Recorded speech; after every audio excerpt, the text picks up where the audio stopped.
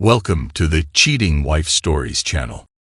Alex was engrossed in analyzing new test data, a tedious task that formed the core of his team's efforts on the test vehicle over the past month. Reluctantly, he delved into correlating and tabulating the information for further analysis. His concentration was interrupted by the chirping of his phone, indicating a new text message. Glancing at the screen, he noted the notification but paid no attention to the sender's name. Only after several minutes, during a momentary break in his work, did he glance up from his monitor. Curiosity piqued, he reached for his phone and inspected the notification. The number wasn't saved in his contacts, and though the area code was local, it didn't ring a bell. Initially tempted to dismiss it as spam, he hesitated, considering the possibility that it might be from a teammate whose number he hadn't yet saved. He clicked on the text, and a message appeared on the screen. At first, he was confused. Who could have sent him this image? But there was an intimate photo on his phone. He read the message. "Look carefully. You still have time. Bradley, 6 p.m. He reread it again. He thought about it for a moment and chuckled slightly. It wasn't often they got the wrong number to send pictures like that. He was about to delete the message when he looked at the photo again, and his heart nearly stopped. One detail in the photograph struck him. There was a mole on the left leg of the girl in the picture. The tiny mole belonged to Candi, his wife, with whom he had lived for the past 6 years. He stared again, disbelieving, looking for anything that might disprove what he'd seen with his own eyes. But the closer he looked, the more convinced he became that it was his wife. Upon rereading the note, he realized it mentioned Bradley's, a local pub unfamiliar to him and Candi. It was situated in the neighboring town. But why would Candi be at Bradley's at 6 p.m. when she was en route to Boston? Her team was diligently preparing a crucial proposal, with the pitch scheduled for Monday afternoon. Today was the day the entire team flew in to finalize preparations, with a comprehensive dress rehearsal set for Sunday. As one of the principal figures, Candi's presence for preparation was a given. Checking the time, it was 5:15 p.m. Candi's flight was due to land in Boston at 4:30. Typically, she would call upon arrival, but it was reasonable to assume she was occupied with rounding up the team and their equipment, making their way to the hotel. He debated whether to call her but opted to respond to the text message first. His reply wasn't particularly inventive. "Who is this? How did you obtain this photo? Am I expected to meet you at Bradley's?" As he packed up for the day, he made a decision. He would go to Bradley's. He needed answers, and he was determined to get them one way or another. He sent a casual text to Candi. "How was the flight? I'm heading out for a bite. Give a call when you're free." His aim was to maintain a relaxed demeanor while attempting to gather more information. As he strolled towards his car, anticipating a response from Candi, his phone chimed once more. Assuming it was Candi, he swiftly checked his phone, only to find it was a reply from the mysterious sender. "I'll be there, but I'm sure you will find someone more interesting than me there." His mind began to race. Opening the Maps app on his phone, he quickened his pace towards his car. Bradley's was a 30-minute drive away, and it was already 5:40. He calculated that he would arrive shortly after 6 p.m. Uncertain of the significance of timing, he opted to head directly to Bradley's, hoping to be punctual for whoever the sender implied he would find interesting. During the ride, his phone chirped once more. This time, it was a message from Candi. "Crazy time with the team. Call you later before bed. Love you." He didn't dwell on it, knowing they would catch up later. His focus was now on the impending meeting at Bradley's and unraveling how the sender acquired such intimate knowledge about his wife. His heart raced as he pulled into the parking lot at 6:12. The sender hadn't provided any clues about who he was supposed to meet, leading him to assume that the individual must know him and would initiate contact. However, it was the cryptic mention of someone more interesting being present that heightened his apprehension. The sender seemed privy to information he didn't possess, leaving him feeling like he was walking into a trap with no alternative method of uncovering the truth. It was a picture that turned him upside down inside. He trusted her completely, and their life together was perfect. At least he thought so. But there was only one way someone could have gotten a picture like that, and he was going to find out in about 5 minutes, and the thought of the finality of that answer horrified him. Entering the pub, Alex's eyes adjusted to the dimmer lighting.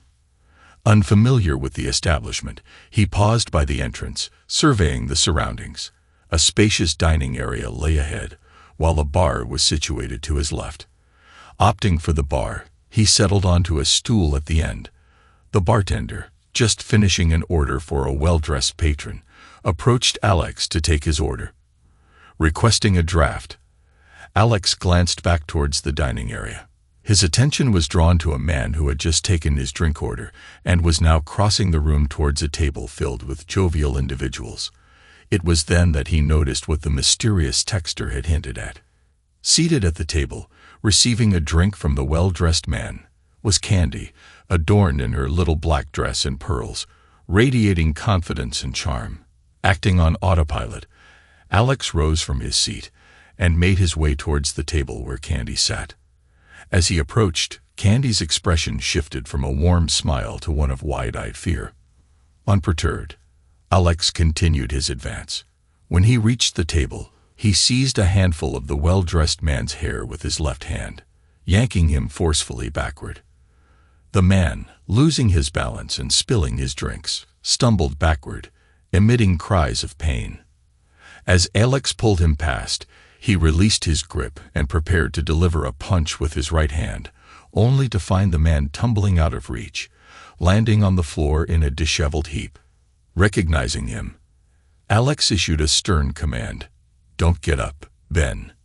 "I mean it." Ben, previously well-dressed, but now soaked in drink and crumpled on the floor, nodded silently, making no attempt to rise or speak. Alex glanced back at Candi, noting the sudden hush that had fallen over the table. Recognizing familiar faces among the group, all part of Candi's team, he couldn't help but muse. I guess team loyalty outweighs infidelity. Yet, amidst the silent crowd, he sensed one person who had chosen to divulge the truth to him. Briefly considering identifying this individual, he swiftly dismissed the notion as futile. "I'm going home. If there's any hope of salvaging our marriage, you'll come with me now," he declared, his gaze fixed on Candi. She nodded in response, beginning to rise, but he raised his hand to forestall her. "Give me a moment before you follow," he added before turning to leave. Before departing, he directed his attention to Leona Wilson, seated beside Vicky Thornton. "Leona, does Zach believe you're in Boston too?" "Vicky, is Maria under the same impression?" Their silence spoke volumes, unable to meet his gaze or answer his probing inquiry. The journey home passed in a blur, Alex finding himself in his driveway before fully registering his surroundings. Inside, he retrieved a beer from the fridge and settled into the living room. Zach Wilson and Maria Thornton were familiar names, but the other two couples were strangers to him. Reflecting on the evening's revelations, he debated reaching out to Vicky or Maria, but ultimately decided against it, unsure of what to say and feeling a pang of betrayal from their apparent deceit. Instead, he opted to send them a brief text, subtly hinting at his awareness. "Just heard from Candi that team travel plans seem to have changed. Might be worth giving her a call for an update." With that, he left them to choose whether to investigate further, satisfied that he had acted with honesty and integrity. About 20 minutes later, the sound of the garage door opening signaled Candi's return home. Alex remained seated in the living room, awaiting her arrival. She entered, still clad in her little black dress, but now without shoes or jewelry. Taking a seat across from him on the sofa, Candi appeared composed. Alex chose to maintain silence, recognizing its potency in fostering dialogue. He was determined to let the weight of the quiet linger until Candi was ready to speak. It didn't take long for Candi to break the silence. "It's not what you think," she began, but Alex raised a hand, signaling for her to stop. "You have no idea what I think about what happened tonight," Alex replied evenly. "I'm not interested in a lengthy explanation." As engineers, we both understand that why questions often lack definitive answers. Instead, let's start with the basics. How long has this been going on? How many times? How frequently? Do our friends know? Aside from those involved tonight, am I known as your cuckold among our colleagues and friends? No, Alex, it's not like that at all, Candi interjected.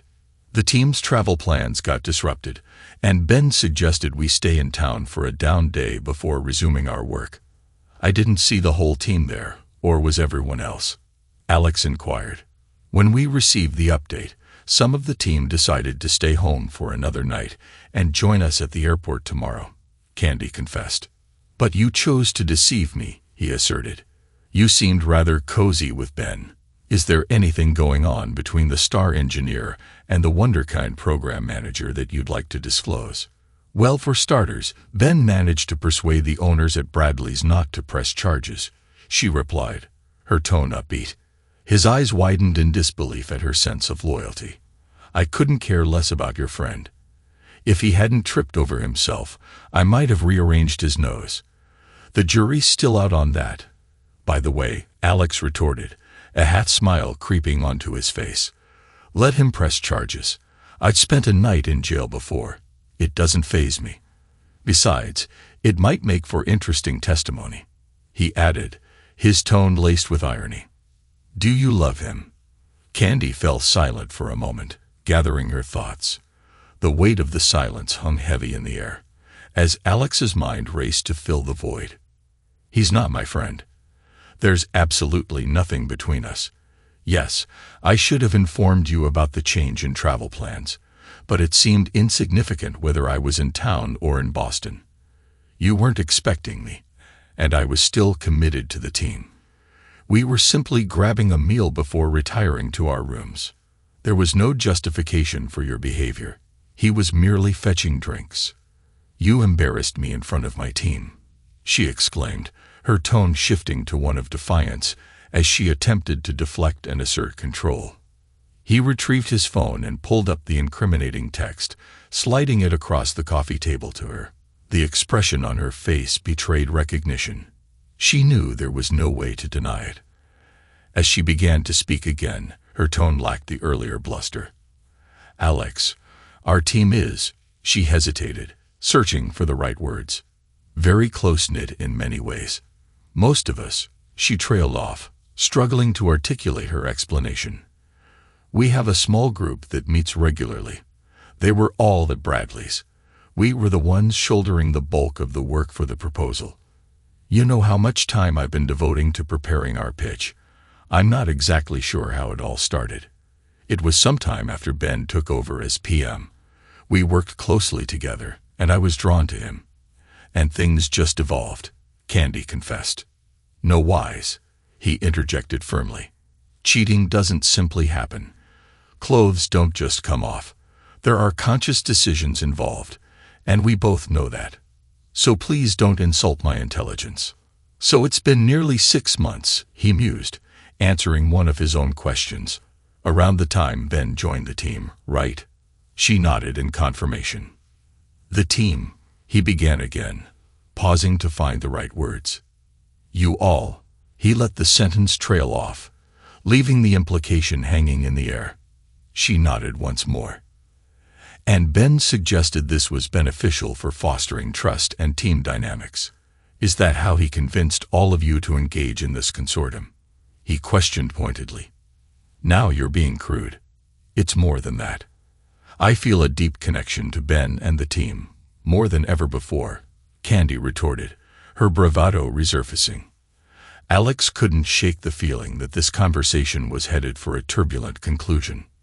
Unfortunately, there might be some changes coming to your team, Alex disclosed. What have you done? Candi gasped. Alex, involving anyone else will only cause more harm. Let them deal with their own choices. We need to focus on us. Candi, you must understand that I can't remain silent and be complicit. I care about Vicky and Maria. Frankly, I feel more favorable towards them than I do towards Leona and Zach right now, he explained.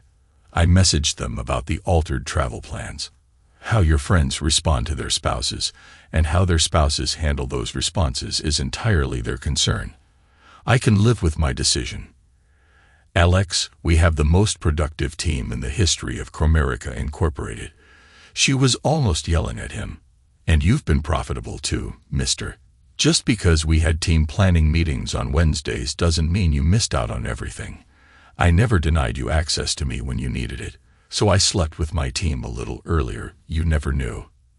And that picture you showed me, do you want to know about that? Now she was mocking him. It was right after Ben and I slept together. And yes, Leona was there too. If you don't know about it, then it didn't happen, right? Alex froze in place, listening to the extent of the deception and the depths of his ignorance. So now, just because you're aware, just because your fragile ego is bruised, you're willing to throw away everything my team and I have achieved, Candi hissed, her anger escalating with each word. Her fury was contagious. Alex felt his heart racing as Candi passionately defended her team's questionable dynamic, fueling his own growing resentment. For a brief moment during his drive home from Bradley's, he entertained the idea that perhaps he could forgive a one-time transgression with Ben. But that thought had been swiftly extinguished in a bloody demise. He didn't need to hear anymore. He didn't want to hear anymore. Yet Candi persisted. No, we won't let you off the hook that easily. You're going to text Vicky and Maria and tell them that you heard from me and we were stuck in Atlanta but have arrangements for the morning. That's the story Leona and Zach will stick to, and you're going to support it. Damn it, she shouted. There's millions at stake in this deal, and your grievances mean nothing. Send the text, and then we can discuss how to proceed. How to proceed? Alex countered, his own voice rising in anger. There's no proceeding from this. You're leaving. Now, you and your twisted team and your ringleader Ben can carry on however you please. We're finished. I'll contact a lawyer this week to get the ball rolling. It's a straightforward 50-50 split. You keep your retirement, and I'll keep mine, Alex declared. But go. You have reservations in town. Use them. Head off to Boston and notch up another victory for you and your team. Alex, please send those texts, Candi implored, her voice softer, more pleading. If we lose Leona or Zach before the presentation, the company stands to lose millions. We could miss out on tens, maybe hundreds of thousands in commissions and bonuses. Just imagine all the places we could travel together with that kind of money. Just you and me. Forget about this and take me back. Please, Alex, don't let some insignificant fling derail our future. Ben says I'm on the fast track to executive status. All I have to do is maintain our level of productivity for a few more years. Don't you want that for me? For us? She pleaded. Candi, just go. Alex managed to utter before he was struck hard in the back, knocking the wind out of him as he collapsed to the floor with a knee pressed into his back. Don't hurt him. Too badly, Candi instructed. So, the jury's still out on breaking my nose, huh? Ben taunted, leaning down to get in Alex's face as he lay pinned on the floor. Candi must have a transmitter, Alex thought bitterly. So now I know whose team she's playing for. We'll see whose nose gets broken, Ben smirked. Take his phone and send those texts for him. We don't have time for this nonsense. Someone pulled him up from the floor, but it was evident that only one person was responsible. Alex deliberately feigned injury, forcing his captor to exert considerable effort in lifting him. This provided him with crucial information. His assailant was evidently an office type, weak and wheezing as he struggled to hoist Alex to his feet. As Alex regained his breath after being blindsided, he focused on regaining his composure and strategizing his next move. Unlike Ben and his team of polished salespeople, Alex's team operated in the field alongside the 160th Special Operations Aviation Regiment, SOAR, out of Fort Campbell. While his group of engineers might not have matched the elite status of the 160th, they had earned respect by working closely with the crews during test missions. They were invited to participate in physically demanding training sessions under the guidance of seasoned professionals flown in specifically for the purpose. If these men showed up, it usually meant trouble for someone and not the kind one walked away from. Alex and his team developed specialized equipment to facilitate insertion and extraction in high-risk environments. They took pride in knowing their modifications played a vital role in mission success and the safe return of everyone involved. Among the 160th crew, the most respected figure was Master Sergeant Terry Baker. Baker was a legend in his field, commanding respect from all ranks, from boots to bird colonels. He was renowned for his unwavering commitment to ensuring the safety of his men and had earned his reputation during a mission in Colombia. During an ambush, Baker had refused to leave a wounded lieutenant behind, carrying him back to safety despite the odds. This act had become the stuff of legend. As Alex regained control of his breathing, he allowed himself to slump back into the grasp of his captor, feigning restraint. He recalled the fighting techniques taught by MSGT Baker. There may be situations where you feel helpless, and all you can do is endure the beating, the MSGT had advised. But remember, even when you're on the receiving end, you can still fight back.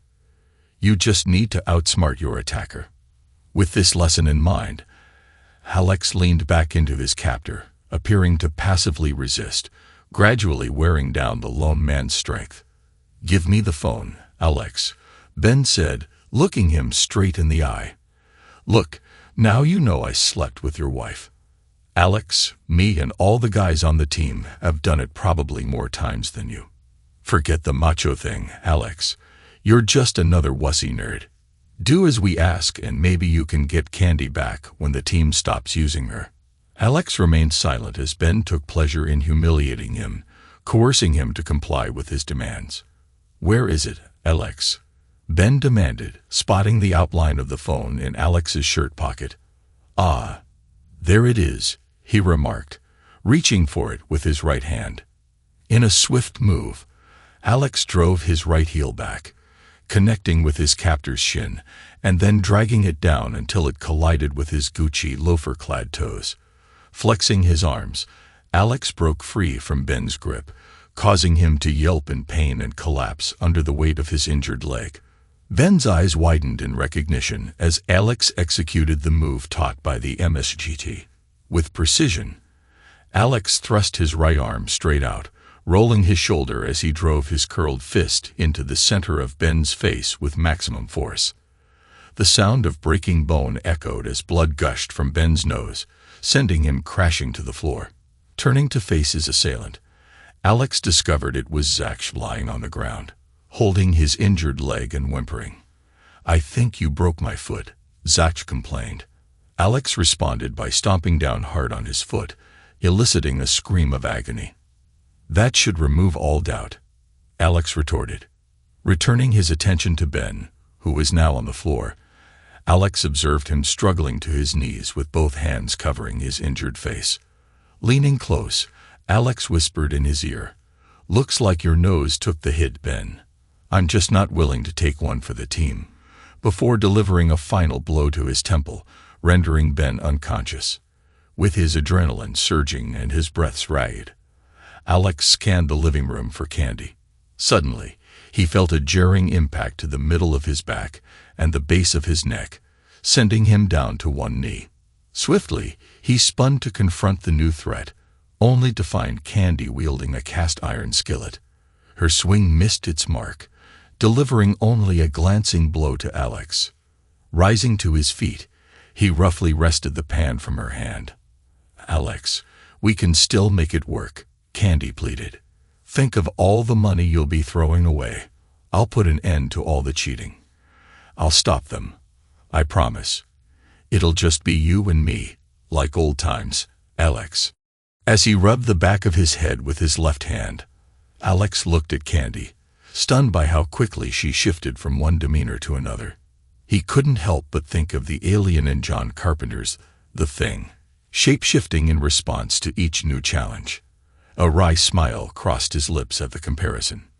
Mistaking his smile for agreement, Candi moved in to embrace Alex, Reacting swiftly, he dropped his left hand from his neck to hold her back. Then, after a moment's consideration, he brought his right hand up and delivered a sharp blow to her nose, not enough to render her unconscious, but sufficient to break bone. Candi cried out in pain and slumped to the floor. "Doesn't it hurt like hell?" Alex inquired, observing Candi's teary eyes, her impaired vision, and the blood staining her face. Eyes all teared up, can't see, can't breathe, blood all over, works every time. "Why did you hit me?" Candi cried out. "Because I could," he retorted, his phone still recording. Not all of the situation was in his favor, but he believed he had enough to justify his actions. Recalling the advice of the MSGT, Alex surveyed the room. "Make up your mind when you can act, and don't move until it's right. But once you do, commit everything, and don't stop until there ain't no one moving but you." Apart from Zach whimpering in the corner and Candi struggling to stem the flow of blood from her nose, he was the only one in motion. "You saved another one. Top," he thought. "Doesn't seem like you, lover boy. And Mr. Zach will be in any condition to pitch on Monday. Tough luck missing out on all those millions and big bonuses," Alex remarked. "Oh well, I wonder what Nate's going to say when he finds out." Although he intended to call 911, he hesitated. He knew involving the police would limit his opportunity to question Candi. Moving toward her, he knelt beside her as she pressed a dish towel to her face.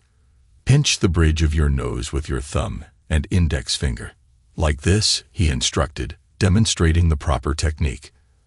As the adrenaline rush subsided, Alex suddenly felt drained of energy, collapsing heavily into a seat opposite Candi. Where had his wife gone? The woman sitting across from him was not the same person he saw every day. Once again, he wondered how she had managed to deceive him so thoroughly for so long. Was it worth it? He asked. Candi looked at him and shook her head. "It could have been," she said. "If you had just gone along. We were so close. After Monday, I would have been on my way to the executive suites. This will set me back. I can fix it, but it will set me back." "So that's all you had in mind? Becoming a VP," Alex said. "What about us? The cheating, the lying, would that just continue?" "Alex, you're so naive," Candi replied. "Ben knew that. He told me your black and white ethics and Boy Scout views would hold me back if I let them. He said I had to break out of your control and be my own woman if I wanted to be a success." "Did he tell you that before or after he made you a maintenance person on the team?" Alex asked. "As if you knew the half of it," she spat. "Oh, I tried to be the good girl engineer and do all those things that you said would enhance my career. Do you want to know what really works?" Alex remained silent, his phone still recording. "Well, I'll tell you, my loving husband, all those things you told me weren't working. I was busting my butt making sure all my assignments were on time and budget, and all that got me was a few attic girls. It wasn't until Leona took me aside that I learned what a woman really needed to do to get ahead. Believe me, a bet on the way to the top works, and it's much easier and more fun." "So this has been going on even before Ben showed up?" Alex asked. "Oh, for a smart engineer, you can be awfully slow sometimes, Alex," she said. "It was at the Christmas party the next year after I joined Cromerica that I served Nate for the first time, and never looked back." "Wait, you're sleeping with the boss too?"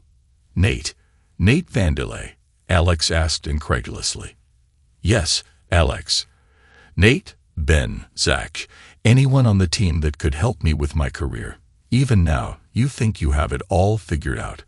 We told Nate where we were going when we headed over here. Right now, he's getting the rest of the team rounded up. They'll be given a cover story about our absence. They'll have to make the pitch without us, but I think the extra effort we put in with their purchasing managers will pay off." "Do I really want to hear this?" Alex thought. "Oh, what the hell? Why not?" Alex prodded. "You always were a go-getter, Candi. It was so easy. I don't even want to call it an effort," she laughed. It was so easy at the bidders conference with the men that we had to get more creative with Molly, the token woman on the selection committee. Funny how I can even seduce a woman, but I had to involve old man Ben to do it. She was situationally bi-curious.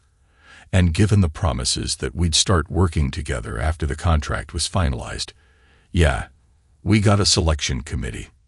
Why all this then? I mean, if it's all greased, why the strong-arm stuff? Alex asked. That was Ben's idea, the dumbass. I told him to chill, that I'd come home, make you happy with something, and be back in time to catch a plane. But he had to go full alpha. Look what that got us. So now, instead of being the face of a winning team, I'll be back to pleasing Nate. Like I said, fixable, but it will set me back. You wouldn't have bought me so cheap, Alex said. Maybe not, Candi replied. But I still would have made the flight. Well, you sure as hell ain't making that flight now, he said. Remembering how Ben seemed so clued in, he figured that Candi had to have a transmitter with her. Nate, are you listening? I'm about to call the cops. I'm sure there's a handful of felonies involved here, and we haven't even begun to go down the rabbit trail of fraud. That's a federal contract, isn't it, Candi? Alex asked rhetorically. Yeah, the feds take a dim view of how, did you phrase it? Extra effort.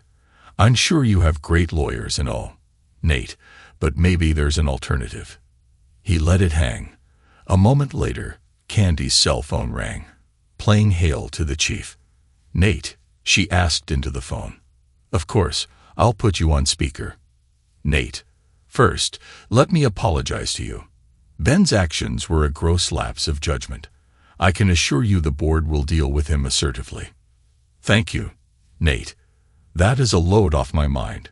Glad to see that you and the board take assault and fraud so seriously, Alex interjected.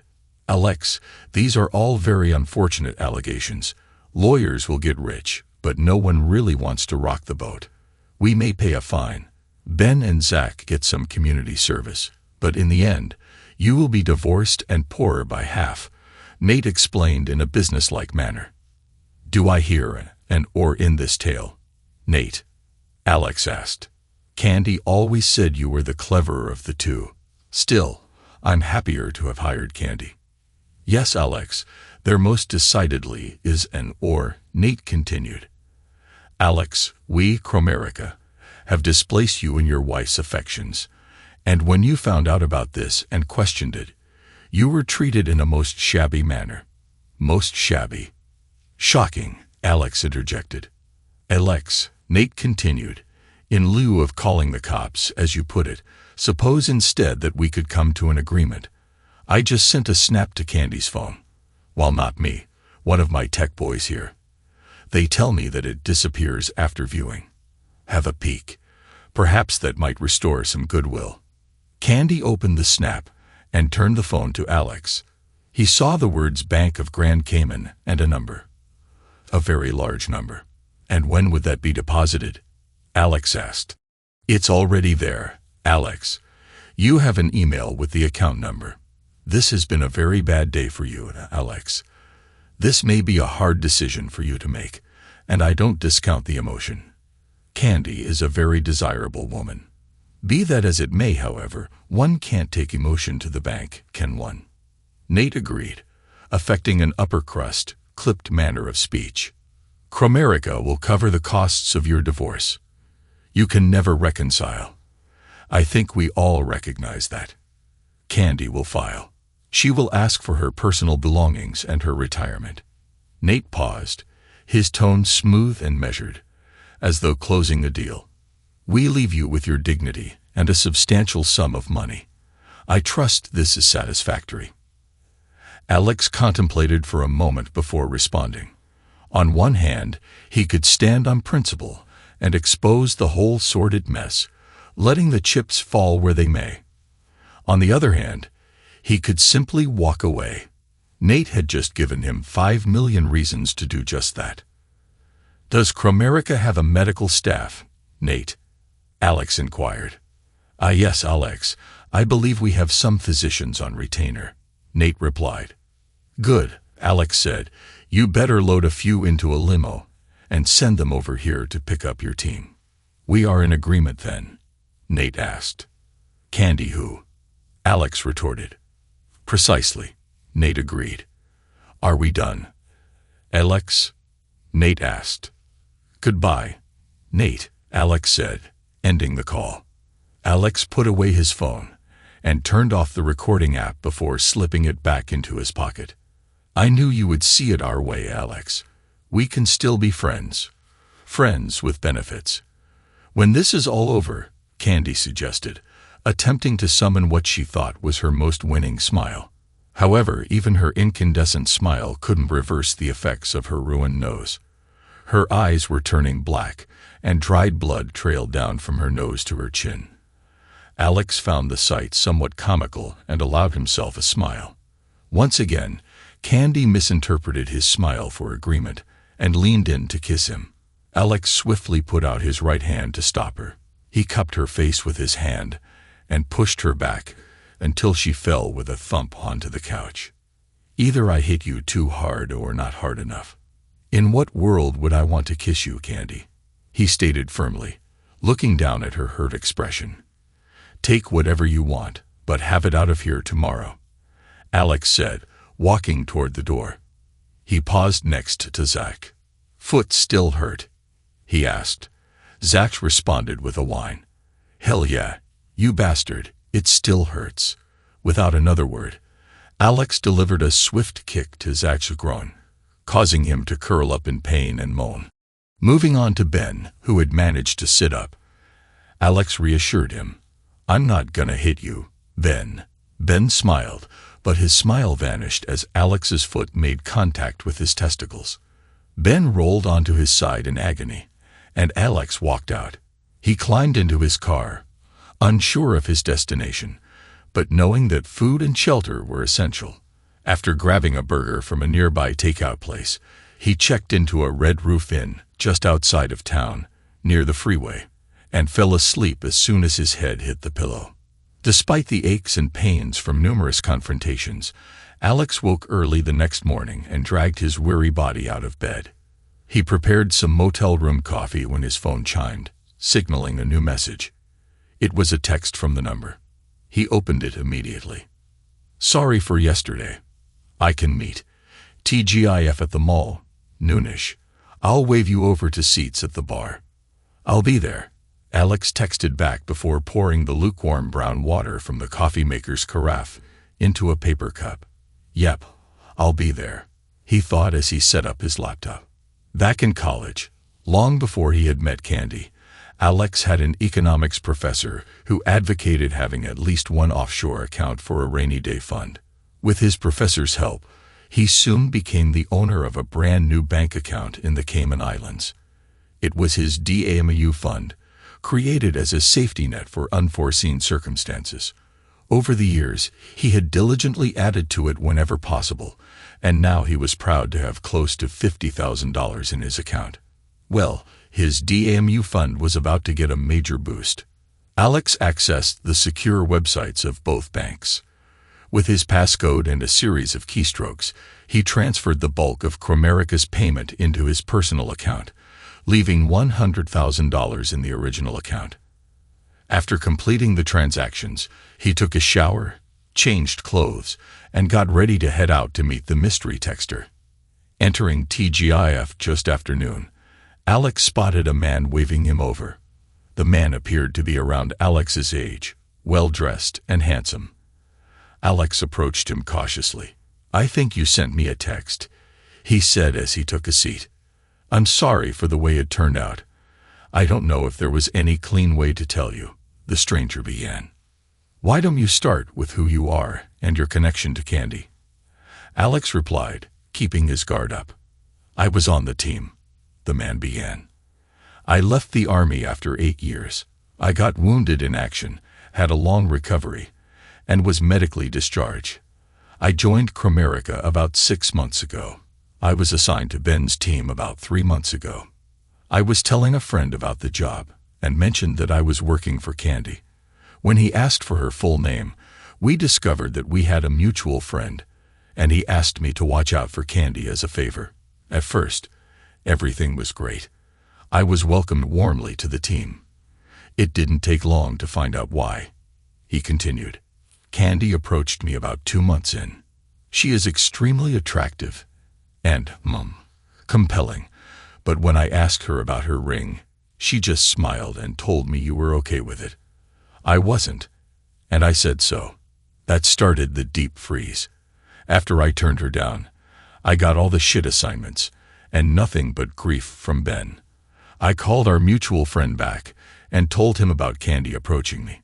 He told me about you and that he thought pimping your wife for pay seemed out of character for the man he knew. He thought there was more to it than Candi let on, and that you needed to know. Ben sent me the pic when they were trying to get me on board with the team, kind of a prize I could expect if I went along. Let's just say that I don't agree with their methods. I guess I'm a straight arrow. I resigned yesterday and sent you the text. Our friend, Alex asked. Terry Baker, the man replied. If I hadn't met Terry, he continued, then stopped a moment before going on. Let's just say he helped me out of a scrape when I was a green LT. I owe him a favor or two. Don't we both? Alex agreed. What are you going to do? The stranger asked. Nate kind of laid it all out for me. I could get the cops involved, and yes, Zach and Ben, and even Candi would have some legal problems.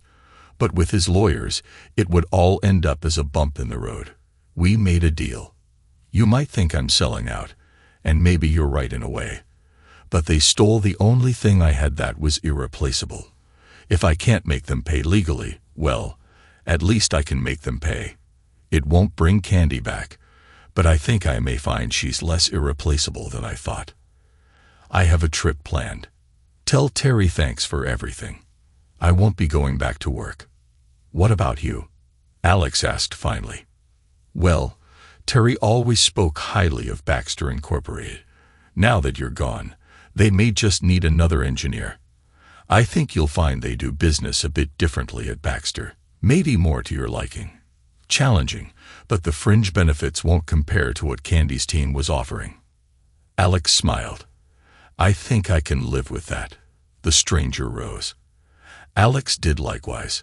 They simply nodded to each other and left without a further word. On Monday, Alex had just checked in for his flight to Costa Rica. Tamarindo will be a nice place to decompress for a while, he thought. He was making his way towards security and saw a mailbox just up ahead. He reached into his pocket and pulled out an envelope addressed to the DOJ, Washington, D.C. Inside was a thumb drive of the recording. They might be interested. Who knows? He thought. Maybe Nate's lawyers aren't as good as he thinks. He dropped the envelope in the box and walked into the security line. Epilogue. 9 months later, Alex sat at his usual table in the cafe. Nicole, lovely as always, brought him his cerveza. Thank you, dear, he said as he raised the bottle to his lips. He had received mail. Still holding the envelope, he examined it. No return address. He wondered who had found him. He hadn't gone through elaborate steps to stay hidden, but locating him in a little town on the Pacific coast of northern Costa Rica would have required resources beyond the ordinary. His first thought was Nate's people had found him. The envelope had been sitting at his house for 2 days. He was fairly certain it wasn't a bomb, yet one couldn't be too careful. Travis. Alex called out to the owner of the cafe. Tienes tu cuchillo? Sai, señor Alex. Travis replied, handing over a knife. Alex took a few steps back. Can never be too careful, he thought as Travis cut open the envelope. Handing it back to Alex, Travis watched as Alex cautiously shook out its contents. Several sheets of paper fell onto the table. Alex picked up a note. Thought you would find this interesting. That was all the note said, and instead of a signature, there was a phone number. The number. Terry would have the resources to find me, Alex thought. I can live with that. He flipped the other piece of paper over. It was a copy of a newspaper article with a picture. The photo showed Ben, Zach, Candi, and Leona being led out of the Cromerica building in handcuffs. The headline for the article read, "4 indicted in multi-million-dollar procurement fraud." He smiled. Maybe Nate's lawyers aren't everything he thought they were.